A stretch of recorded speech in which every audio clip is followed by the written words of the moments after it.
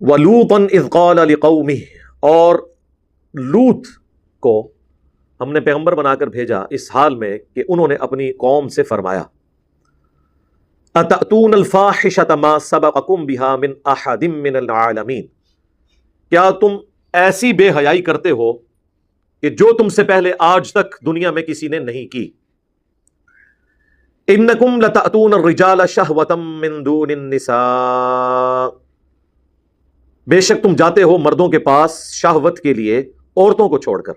السلام علیکم ورحمۃ اللہ وبرکاتہ۔ اللہ سے دعا کرتے ہیں کہ آپ لوگ خیریت سے ہوں گے۔ لڑکی کی شادی، استغفر اللہ۔ بل انتم قوم مسرفون، بلکہ تم تو حد سے گزر جانے والی قوم ہو. حضرت لوط علیہ السلام کا ذکر قرآن حکیم میں کئی ایک مقامات پہ ان کی قوم کے